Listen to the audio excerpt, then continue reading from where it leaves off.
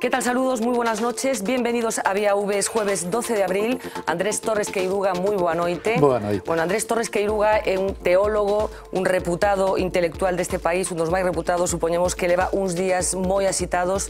Imos lembrar antes de nada por qué. Andrés Torres Queiruga é un dos intelectuais máis recoñecidos do noso país. Teólogo, doutor en filosofía, escritor, profesor e membro de entidades tan sobranceiras como a Real Academia Galega ou o Consello da Cultura son só algunhas das facetas que empedran a ampla carreira deste sacerdote católico.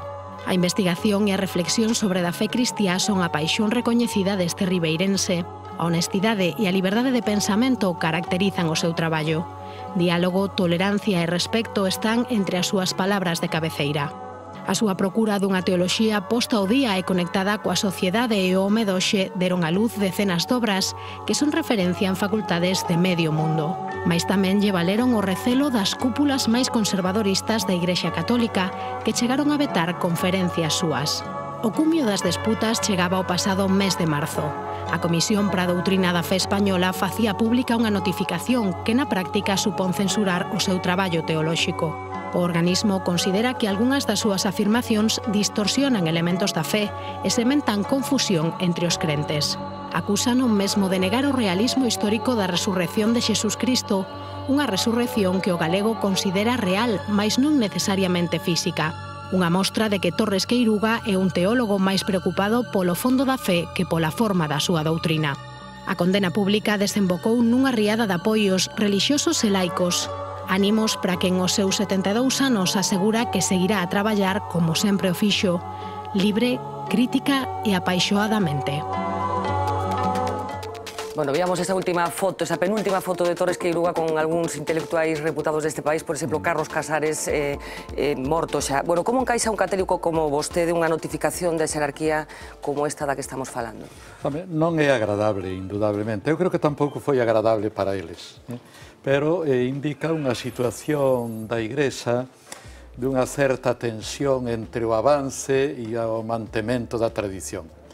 Dado que o teólogo que lle toca é justamente pensar ou repensar, como a mí me gusta decir, a fe para que as palabras de sempre e a tradición de sempre teñan un significado para a muller e para o home de hoxe, pois eso crea unha certa tensión cos que gobernan, que quen goberna, quen manda, sempre tende á estabilidade en todas as institucións, a que as cousas estean quietas e tal. O que sucede é que na Igrexa esta tensión aumentou excesivamente, é dicir, un grado de tensión excesivo. Esperaba esta notificación?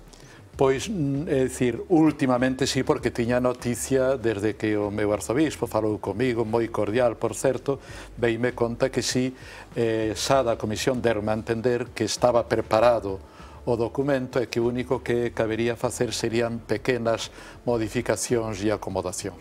Que sentimentos lle provocou? Falou estes días de tristura, falou incluso de que estáis, de certo modo, escandalizado. Que sentimentos lle provocou esta notificación? Ben, sorpresa en primeiro lugar, é dicir, porque a miña teoloxía, o que a coñeza un pouco sabe que é unha teoloxía pacífica, indudablemente eu intento abrir algo de camiños, porque penso que é o meu papel. Como dixen en algunha ocasión, bueno, eu formeime na obra de Amor Rival, un galego que temos aquí, un home moi rupturista, ainda que era moi moderado, de talante, moi humilde, e iso fai que eu, cada vez que afronto un problema teolóxico, non son capaz de repetir. Eu necesito intentar a ver como hoxe ten significado para na cultura actual. Pero isto fago sempre con paz, non ataco nunca persoas, non cuestiono a fe de ninguén, nunca nego algo por negar, senón porque me parece que existe unha alternativa, algo mellor. Entón, ao recibir esta especie de desconfianza global sobre a miña obra, foi unha sorpresa. Non tanto tristeza máis ben, diríamos, pola situación da fe. É dicir, creo que foi un golpe inoportuno para a credibilidade pública da fe. É dicir, hai moita xente que lle extrañan hoxe nunha cultura democrática, nunha cultura do diálogo, este tipo de actuación. Porque para que a xente nos comprenda que moitas veces este tipo de procesos son moi opacos, os que teñen que ver ca Iglesia, vostede ten dereito a defenderse nun proceso deste tipo? Ten unha comunicación na que vostede participa? Como funciona un pouco?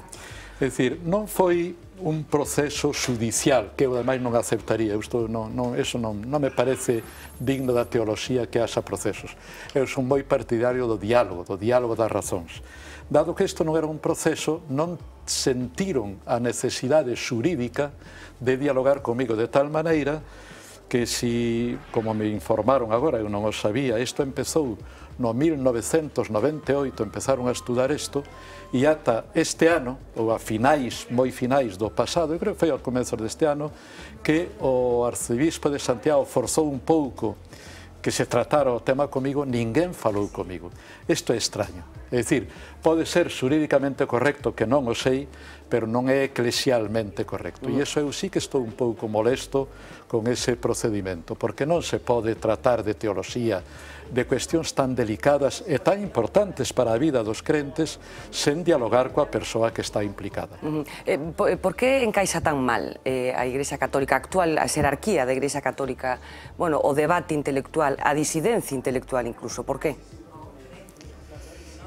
Ben, eu penso un pouco que decía, non? Que hai unha certa tensión.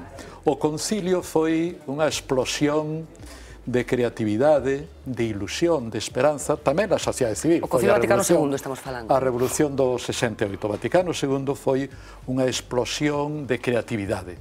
Eu sempre digo que os que temos idade, que, bueno, a idade e a utilidade tamén ten as súas vantaxas, non? O ter vivido o Vaticano II para min resulta unha experiencia impagable. E iso, naturalmente, toda a renovación conciliar ao longo da historia provoca, certamente, inquietudes, provocan incertidumes, pluralidade, pero iso é normal. Entón, que se precisa nesas ocasións? Bueno, pois que a Igrexa, como comunidade de diálogo, se poña en marcha toda ela para encontrar, dar canle a esas augas que se rebordan, afortunadamente, pero, en cambio, colleuse medo. Coa chegada de Juan Paulo II, máis ben foi medo a que isto parecía que era un rebordamento e que había que frealo. E como foi un pontificado longo, 25 anos é moito para un pontificado, estableceu unhas canles estreitas para o traballo teolóxico, para a vida eclesial, deuselle moito protagonismo a grupos máis ben tradicionais, conservadores, e aumentou a tensión até chegar hoxe, e entón prodúcense estas pequenas explosións que tampouco son tragedias. Pero que consecuencia ten para vostede esta notificación, para o seu traballo, para a súa vida, que consecuencias ten? Para min, persoalmente, eu espero que non teña moita. É dicir, estou molesto neste momento, estar vivindo isto non me gusta porque non é o meu talante. O meu talante é de diálogo, é pacífico, é de proposta, recuperar a experiencia profunda e propoñela, porque eu estou convencido de que o Evanxeo é unha maravilla. De feito, os que entran en contacto coa miña teoloxía sempre me din que é unha liberación, é unha vivencia e tal. E entón, estar metido neste mundo xurídico, neste mundo, eso sí que me produce unha certa repugnancia. De feito, antes desperteime con ese desexo, de dicir, eu quero canto antes sair de aquí e continuar co meu traballo teolóxico, que é o que me interesa. En este sentido sí que vou a continuar. Fala de teoloxía da liberación. Tamén. É teólogo de liberación vostede? Non, é dicir, non teño esa sorte. Claro, eu penso que cada persoa ten as súas cualidades, como se na xerga teolóxica o seu carisma. O meu é repensar a fondo dentro da cultura moderna actual, eu diría europea. É dicir, a miña formación é moi alemana, ainda que eu non estive en Alemania, pero a miña biblioteca sí que está chea de libros alemáns. A Morrival tamén estaba nesa tradición. Entón, eu penso que a revolución da cultura moderna é tan importante que nos chama, mesmo nos obriga a repensarmos a fe para que hoxe se poida comprender e nos poida axudar a ser felices e humanos, que é o único que lle interesa a Deus e lle ten que interesar a religión. En ese sentido, eu penso que vou a continuar igual, é dicir, unha vez pasado este episodio, eu vou a continuar facendo o meu traballo teolóxico e non hai tampouco que eu saiba intención ninguna de prohibirmo, que ademais non faría caso, isto non é verdade. Non, é verdade porque a miña vocación é a teoloxía e a iso vou a dedicarme. Bueno, nestes momentos asociase Igrexa Católica con conservadurismo. ten que ser necesariamente así? Ben, vamos a ver, a Igrexa é moi plural, moito máis do que se pensa, e entonces non se pode dicir, se falamos con propiedade non podemos dicir a Igrexa Católica. Indudablemente hai a Igrexa Católica, hai unha institución aí respetable que ten historia, pero dentro dela hai moitos grupos e moi distintos, e hai toda unha base eclesial chea de movimentos enormemente libres. Eu estou convencido que, a pesar de todo, hai moita máis liberdade na Igrexa que na política. Pero hai zonas da Igrexa que están máis o control xerárquico. Ti pensa, por exemplo, unha universidade eclesiástica. Claro, aí todo o proceso está moi controlado por Roma. Pero es que, por exemplo, agora eu estaba últimamente na Universidade Civil e explicaba a filosofía da religión, entre outras cousas tamén, Hegel e outras cousas. E entón eu aí estiven totalmente libre, pero tamén teño que dicir que a miña teoloxía non cambiou desde os 20 anos que ensinei no Instituto Teolóxico. Eu nunca me sentín coartado, creo que podo afirmar que nunca expresei teolóxicamente algo no que non crera. A veces digo de broma que teño voto en teoloxía dicir únicamente a verdade. Pode a veces ser prudente non tocar deste determinados temas, pero se eu falo de algo, eu quero dicir o que penso. Claro, pero a mensaxe fala dunha iglesia plural, con moitas sensibilidades, pero a mensaxe oficial, a que cala, a que lemos incluso nos periódicos, etcétera, etcétera, bueno, ten un sello determinado dese conservadurismo do que eu falaba, que o diálogo, digamos, social nestes momentos da Iglesia como institución está dominado por ese conservadurismo. Sí, eso é claro, pero eu penso que non é o máis importante eso na Iglesia, porque, a partir do concilio, hai, naturalmente, un respeto pola xerarquía e un respeto polo Papa, pero ao mesmo tempo unha liberdade íntima para saber que eso non pode determinar toda a vida e, sobre todo, a vivencia e a praxis. Entón, cando un coñece os grupos e ve o que se está facendo na Igrexa, mesmo a nivel oficial, pensemos Cáritas, por exemplo, o que está facendo, realmente non se pode decir que sea conservador, sino que é algo que está na punta da atención aos humildes, aos inmigrantes, aos marxinados. E na base, a xente que vive a súa fe en parroquias vivas ou en grupos de reflexión son dunha liberdade, dunha calidez humana que eu sempre digo que é envidiable. Non se coñece desde fora, pero eu creo que me movo bastante tamén no mundo cultural. Eu creo que os grupos máis cálidos onde un vive, onde se sinte libre e compartido, son estes. Pero por que cree entón que a Iglesia, que a xerarquía, para ser máis precisos, metes incluso a impoñer estilos de vida, forma, di a xente como ten que vivir, que está prohibido, que non está prohibido, que se pode facer, que non se pode facer, bueno, chegando a meterse prácticamente na alcoba da xente, se me permite a expresión. Por que? Eu penso que son inercias históricas. Temos que pensar que a Igrexa durante moito tempo, digamos, até o Renacemento, foi a que marcou a pauta cultural e mesmo social da nosa vida. É dicir, realmente Europa, cando se fala cristianismo Europa é inconcebible sin o cristianismo. Claro, o cambiar estes hábitos de estar dirixindo a intelectualidade, a conciencia moral de toda unha cultura, de repente darse conta que a moral tamén é algo autónoma, que eu penso que unha das cousas moi urxentes, justamente, pero non podemos entrar neste tema, que sería é distinguir entre moral e religión. A religión non lle toca dictar a moral é autónoma. Que é bo e que é malo, témolo que averiguar. Agora sí, a religión ten un enorme papel na moral no sentido que ten que animarnos a ser morais. E isto é o máis decisivo, é dicir, porque eu podo saber que pagar os impostos é o que debería facer, pero o gran problema non é saber o que habería que facer, senón decidirse a facelo. E aí é o papel auténtico da Igrexa, animarnos a realmente asumir o noso compromiso moral, o noso todo aquilo que vaya en favor dos demais. Isto é o que significa, en definitiva, o mandamento do amor, é dicir, non vivir do egoísmo, sino vivir da fraternidade e estar disposto a cumplila, aínda que me coste a min individualmente, ao meu partido ou ao meu grupo. Pero aquí ainda hai moito que elaborar, distinguir moi ben. Os contidos morais non teñen por que ser distintos para un cristián e para un ateo. O modo de vivir a moral é distinto e cada un debe a vivir desde a súa perspectiva. Bueno, un profundo coñecedor dos evanxeos, foi Premio Nacional incluso por unha traducción. É demasiado textual a interpretación que fai da Biblia nestes momentos a xerarquía? Ben, é dicir, hai un avance enorme, é dicir, se comparamos como lían a Biblia Santo Tomás ou Santo Agostinho, non é comparable a que fallose a persoa máis conservadora na Igrexa. É dicir, porque o concilio mesmo dixo expresamente que hai que ter en conta os xéneros literarios da Biblia, ter en conta a intención do autor, que non se pode facer unha lectura literal da Biblia como non a facemos de ninguna obra clásica. É dicir, temos que facer unha hermenéutica, é dicir, unha interpretación profunda. Pero dito isto, é verdade que eu creo que unha das revolucións pendentes está en sacar as consecuencias dos principios que xa se admiten. É dicir, hoxe na Igrexa oficialmente non se pode nin se debe tomar a Biblia a letra, nin siquiera o Novo Testamento. Iso é algo proclamado polo Concilio. Ora, o ir sacando as consecuencias a hora de ler os distintos aspectos, eso aínda temos moito camiño que andar. Claro, porque un dos problemas que motiva esta notificación en parte ten que ver con isto, ten que ver ca resurrección de Xesús, que vostede di que hai que interpretar dun xeito determinado. Evidentemente. Como hai que interpretar? Como hai que interpretalo? O sea, Xesús existiu, foi un personaxe histórico, que pasou con el?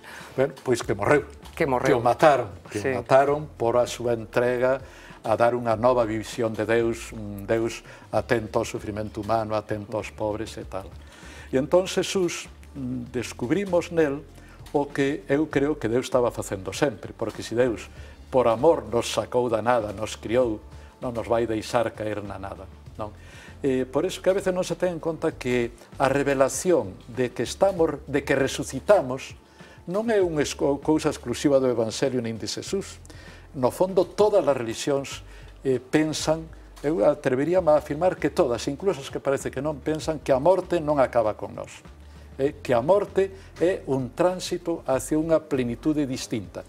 Indudablemente, o modo de entender eso é o que varía nas distintas religións. Por eso eu, o meu libro, digo, cando falo da resurrección, digo a diferencia cristiá na continuidade das religións e da cultura. Temos que pensar que incluso un home como Spinoza decía que sentimos, estou citando a letra, sentimos e experimentamos que somos eternos. É dicir, que a morte non acaba con nós. Que descubriron os apóstolos en Xesús, que xa creían eles na resurrección. A resurrección era unha creenza normal no povo xudío. Rezaban todas as mañáns glorificar ao Señor que dá vida aos mortos. Isto rezaba o Xesús, rezaban os apóstolos, rezaban os seus contemporáneos. Por lo tanto, non é unha irrupción externa. Pero que sucedeu? Que, claro, a vida de Xesús foi tan extraordinaria pola súa entrega, polo seu modo de falar, pola súa visión tan revolucionaria de Deus, que impactou moito. E impactou aínda moito máis a súa morte. Foi unha morte terrible e injusta.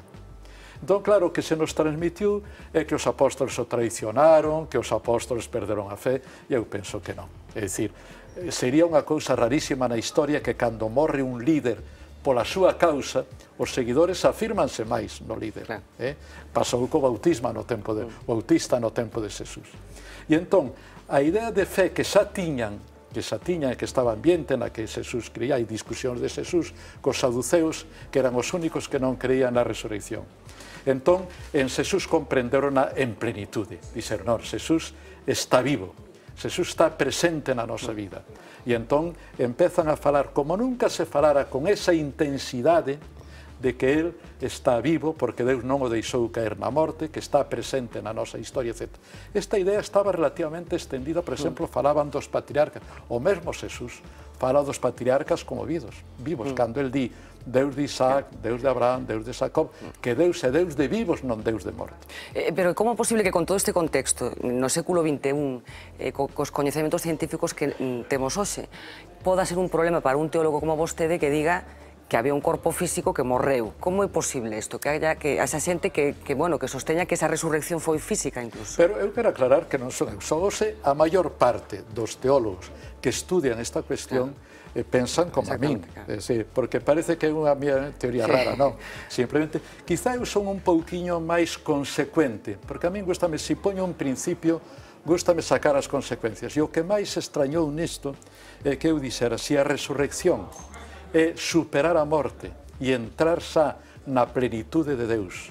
A mí me gusta dir, se eu son creente en que Xesús está resucitado, eu creo que está agora aquí, pero que está tamén en África, que está en América, que está en Alaska. Un ser que está tan identificado con Deus, que é tan grande, que é tan glorioso, non pode ser visible, porque senón non podía estar en todas partes. E entón o que eu digo que cando falamos de aparicións, eu non digo que se nos minta, Pero primeiro, que os que nos las contan non son os apóstolos, porque claro, nós temos as narracións a partir do ano 70, por xente que oeu predicar aos apóstolos, ou máis probable que oeu a xente que oeu predicar aos apóstolos. Por lo tanto, non temos un en primeira persoa que nos diga eu vin o resucitado. E se non lo dirían, non mentirían, porque eles pensaban que o vían, como cando un místico ten unha experiencia está vendo o resucitado ou está vendo a Xesús na cruz, non está mentindo porque lo está vendo, pero está vendo algo que é unha proxección do seu interior, porque, como eu digo, Xesús na cruz non existe, existiu, agora hai o resucitado, non? Pero como está vivo e resucitado, para os crentes, eles esta experiencia levou naquel momento pola intensidade a que realmente eles afirmaron con plena convicción por distintas experiencias, pero sobre todo que Deus non podía deixar a Xesús morto na cruz. E entón confesaron que Xesús está vivo, presente na historia, e esa é a fe na resurrección. Ahora, como explicamos como se chegou o tema das aparicións, do sepulcro vacío ou non vacío? Esos xa son explicacións teolóxicas. E aí ten que haber liberdade, que é o que eu digo. Eu non pretendo que todo o mundo pense como eu penso no meu libro. Non, hai outros que teñen unha teoría teolóxica distinta e están no seu dereito. Unha vez que eu afirmo que Cristo está vivo, é resucitado e presenta a nosa historia, a fe está asegurada. O modo, home, hai que ser responsable, eu non podo dicir cousas que se me ocurran, para eso dediquei un libro de 500 páginas, claro, te procura reflexionar para que eso resulte non só comprensible, sino que nos axude a comprender que tamén a nosa vida está chamada á resurrección e que os nosos difuntos están resucitados con Cristo e que podemos comulgar con eles, etc.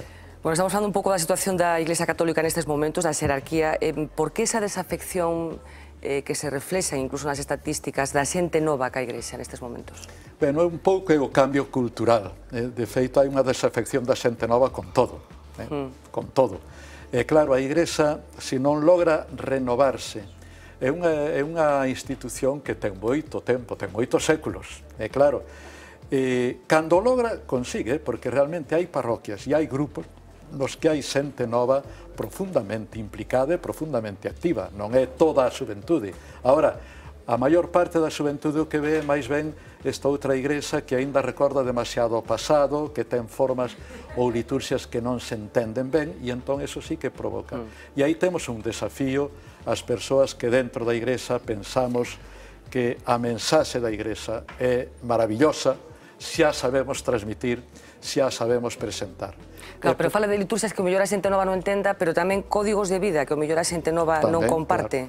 Parte tamén deso, é dicir, na mesma moral pois tamén temos que actualizala para que responda á sensibilidade actual, porque non se trata de traicionar. A moral é aquilo que nos axuda a ser máis humanos e máis fraternos cos demais.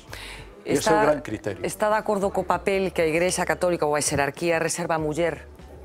Pois non, eu aí non estou de acordo, non, porque primeiro, porque hai unha inercia histórica, é dicir, o comenzo foi máis ben revolucionario. Quizá se exagera un pouquiño cando se di que se era un revolucionario respecto da muller, pero o que é claro que o seu trato coas mulleres foi un trato igualitario, libre, máis libre que o ordinario no seu tempo. Eso eu penso que hai que afirmalo. É que mesmo os primeiros cristiáns, as primeiras comunidades cristiáns, eran máis libres do que era a sociedade do seu tempo. Logo houve unha reacción que mesmo parece que o mesmo San Paulo tuvo que dar un pouco marcha atrás socialmente porque causaba escándalo o excesivo protagonismo das mulleres. Pero quere dicir que o inicio foi máis ben revolucionario. Claro, pois nestes momentos... E é o que está. Claro. E mesmo o temos formulado, porque realmente hai unha frase tan genial de San Paulo, cando el di en Cristo non hai escravo nin libre, é dicir, a ruptura da diferencia social. Non hai hebreu nin grego, é dicir, a ruptura de toda discriminación racial, etc., etc. Non hai varón nin muller, a ruptura de toda discriminación por causa de sexo. Realmente, o principio témolo aí. Por lo tanto, como eu dicía, o que nos pasa coa escritura, temos o principio, temos que ter a valentía e a lucidez de sacar as consecuencias. Pero entón tería que poder acceder ao sacerdocio a muller, cousa que acontece noutras religións? Eu penso que acabará sucedendo, tardará, pero eu penso que, ainda que neste momento hai unha insistencia moi forte de Roma, que por eso hai que falar con cautela desto, que din que non, que eso é para sempre. Eu non creo que eso sexa para sempre. Penso que cambiará, porque non é unha cousa infalible, chamaronlle definitivo, pero eu penso que haberá mulleres sacerdotes tamén na Igrexa Católica. De que tempo falamos? Canto tempo calcula? Non o sei. Non o sabe. Cal é con Galicia? Como é a relación da Igrexa nestes momentos con Galicia? Ben, eu penso que, por un lado, é unha das institucións máis implantadas en Galicia, ainda que ora moi mermada pola merma de vocacións sacerdotais. Que hai unha parte da Igrexa plenamente encarnada en Galicia, no idioma, mesmo entregada, que isto sábese pouco. Hai todo un gran labor social de acompañamento da xente, de axuda que hai en moitas parroquias, en moita xente religiosa que está traballando. Ahora, tamén volvemos a sempre, a nivel oficial non está suficientemente galeguizada. Eu penso que mesmo hai un mandato do Concilio, do Concilio Pastoral de Galicia, que dixo que cada vez había que facer máis galega a liturxia, que había que acomodar.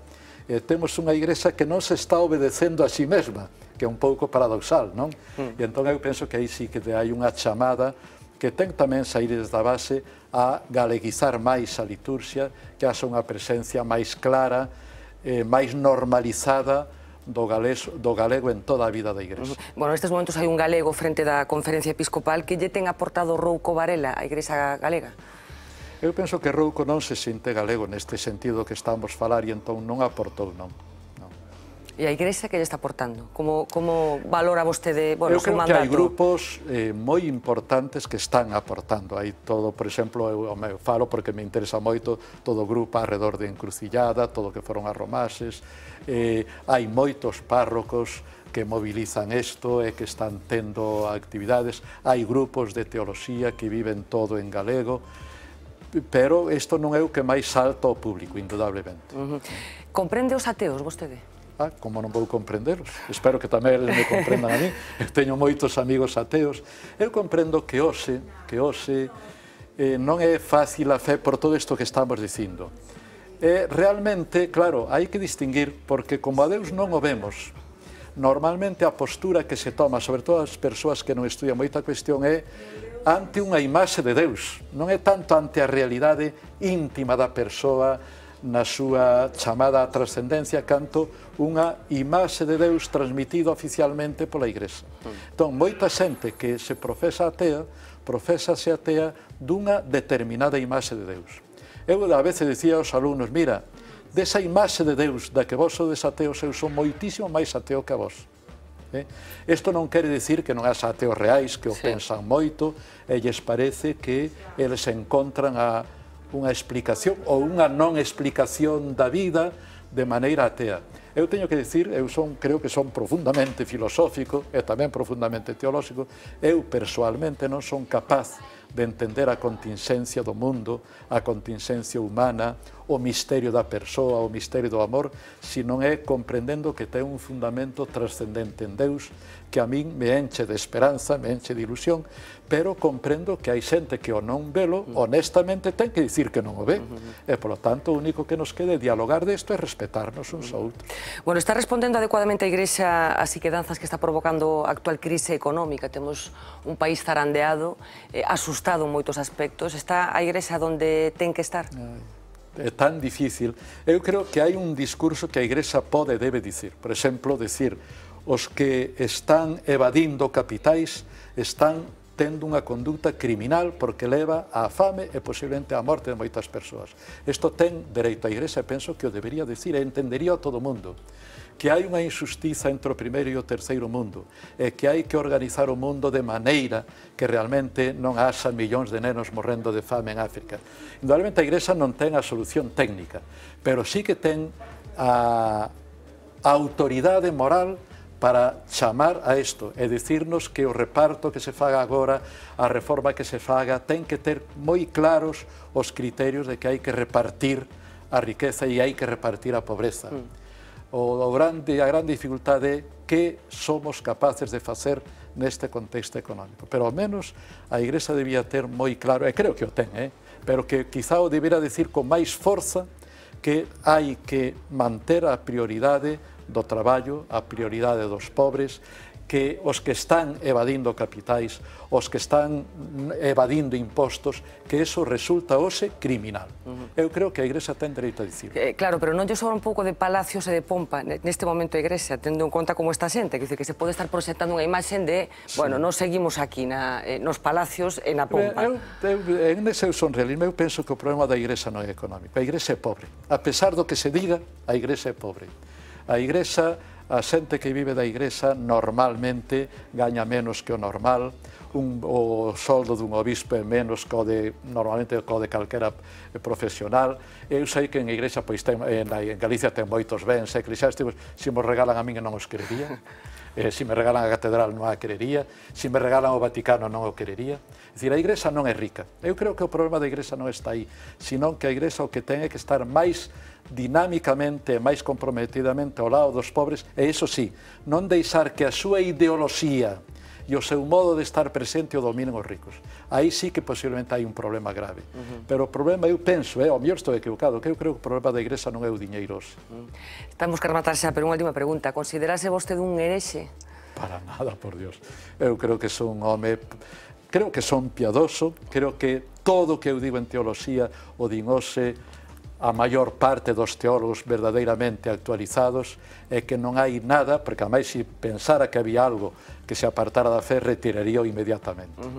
Andrés Torres Coirúa, un auténtico placer e que pasen pronto estes días. Sí, eu espero que pasaran pronto. Espero que sí. Imos a publicidade, nada, 3 minutos 4 e falamos de actualidade, entre outras cousas, do alcalde, do aínda alcalde de Santiago, que xa lles adianto, que acaba de comunicar que mañá comparecerá de novo ante os medios de comunicación. Non sabemos se para presentar a súa renuncia ou para contarnos que vai facer nas próximas semanas. Publicidade, volvemos.